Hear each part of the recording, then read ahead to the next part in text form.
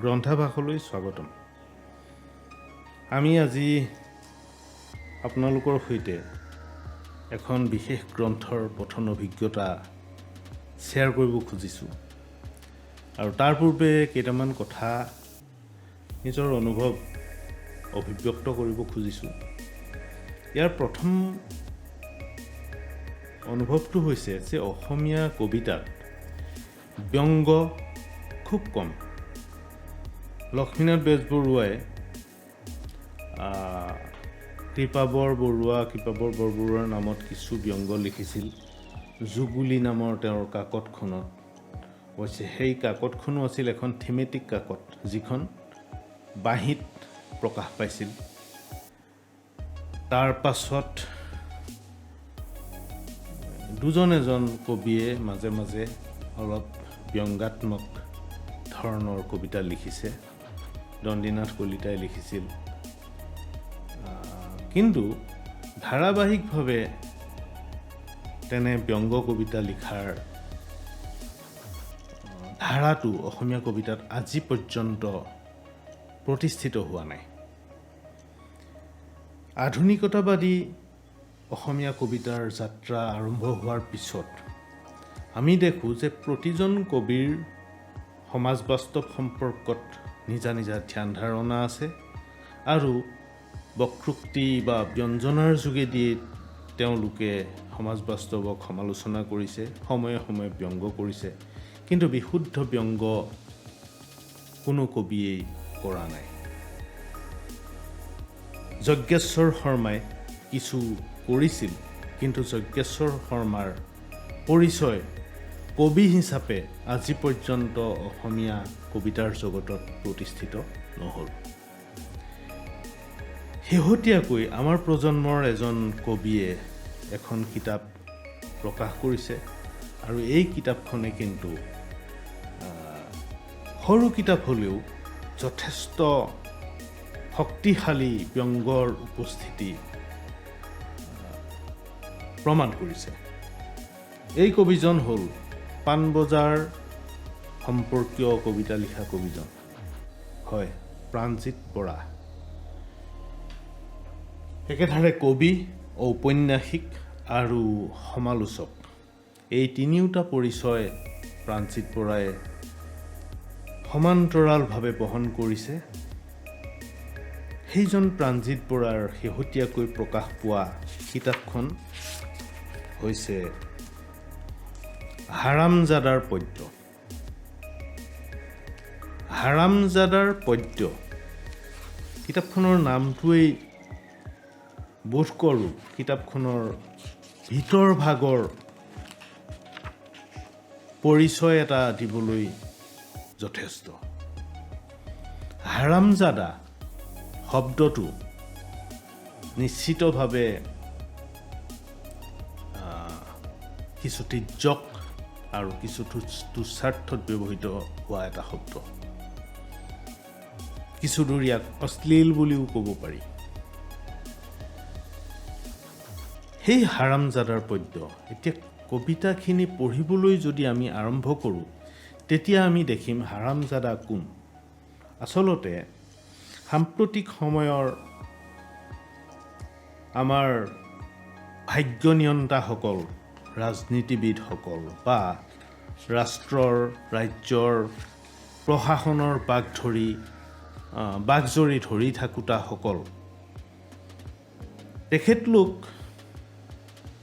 তেওঁলোক শাসনত অধিষ্ঠিত হোৱাৰ লগে লগে তেওঁলোকক শাসনত যিসকলে অধিষ্ঠিত কৰে, অৰ্থাৎ আমি সাধাৰণ জনসাধাৰণ হাৰামজাদালৈ ৰূপান্তৰিত হয়। গ্ৰন্থখনৰ নামটোত তেনে এক সাংঘাতিক চেটায়াৰ লুকাই আছে। আমি দেখোঁ যে যেতিয়া কাৰোবাক ক্ষমতা লাগে, সেই ক্ষমতাৰ কাৰণে ক্ষমতা বিচৰা লোকসকলে আমাৰ ভৰি চেলেকিবলৈও কুণ্ঠাবোধ নকৰে। তেনে নাটক কৰি তেওঁলোক যেতিয়া ক্ষমতাত অধিষ্ঠিত হয়, তাৰ পাছত কিন্তু আমাৰ কোনো কথাৰে গুৰুত্ব নোহোৱা হয়। অসমৰ সমাজ জীৱনৰ যোৱা কিছুদিনৰ ঘটনা পৰিক্ৰমা যদি আপোনালোকে লক্ষ্য কৰিছে, নিশ্চয় লক্ষ্য কৰিছে এই কথা কথাৰ প্ৰমাণ তাত ফুটি উঠা নিশ্চয় দেখিছে।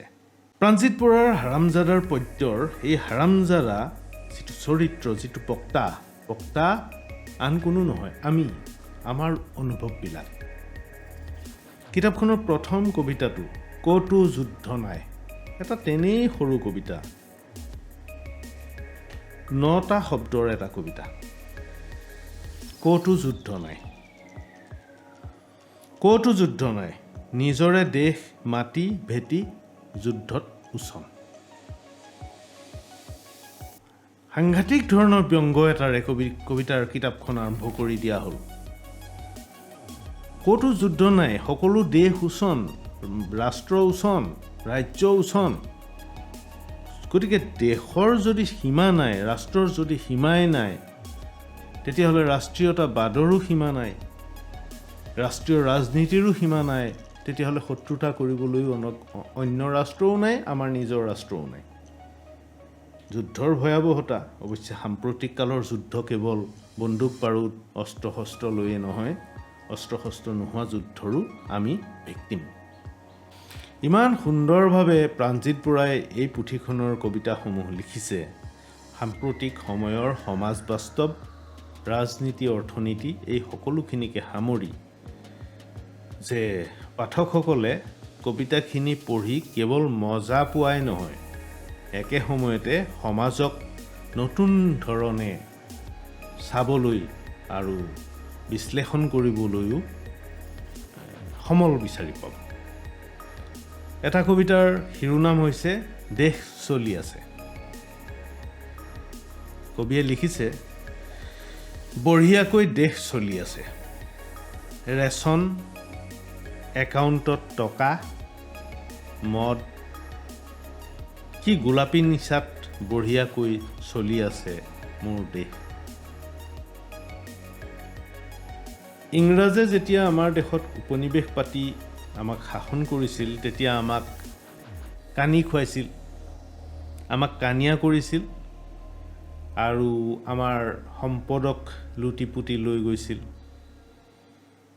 তাৰ পাছত এটা সময়ত আমি স্বাধীন হ'লোঁ, আমাৰ ভোটেৰেই চৰকাৰ হোৱা এটা ব্যৱস্থা আমি আৰম্ভ কৰি ল'লোঁ। আৰু তাৰ পাছত আমি দেখিছোঁ কি, যে আমাকে আভুৱা ভাৰি শাসকসকলে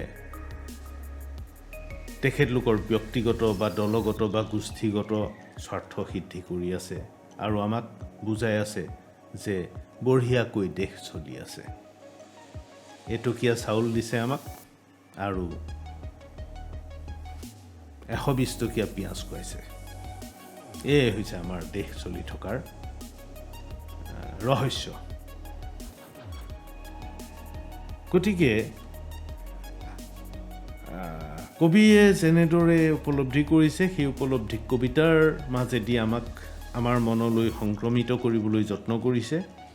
আৰু এই ধৰণৰ যত্ন কৰিও মানুহ শাসকৰ ৰোষত পৰিব পাৰে। সাম্প্ৰতিক সময়ত এনেকুৱা হৈছে, শাসকৰ বিৰুদ্ধে কথা ক'লেই আমাৰ মুখ বান্ধি দিয়া হয়, অথবা হাতত হাতকেৰিয়া পিন্ধাই পোতাশালত নিক্ষেপ কৰা হয়। কবিয়ে সেই দিশটো পোহৰ পেলাবলৈ এৰা নাই। আন এটা কবিতাত লিখিছে, আপদীয়া কথা নক'বা, আপদীয়া কথা নক'বা, কথাত কথা বাঢ়ে, কথা বাঢ়িলেই আপদ, কথা বাঢ়িলেই আপদ।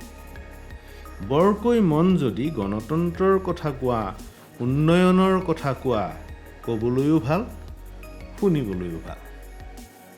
আমাৰ উন্নয়ন হওক বা নহওক, উন্নয়ন হৈছে বুলি ক'লেতো শুনিবলৈ ভাল। ইয়াতকৈ ডাঙৰ পলিটিকেল ছেটায়াৰ, ইয়াতকৈ চোকা পলিটিকেল ছেটায়াৰ বোধ কৰোঁ নাই। ধৰ্মৰ বিষয়ে লিখিছে, ধৰ্ম একোৱেই নহয়, এটা হেডলাইটৰ পোহৰ। তেনেই চমু, তেনেই সংক্ষিপ্ত, অথচ সংশ্লিষ্ট কিছু ব্যক্তিক যেন দুয়োগালে দুটা কাণতলীয়া স্বৰ দি দিয়া হৈছে, তেনেকুৱা ধৰণৰ চোকা কবিতা।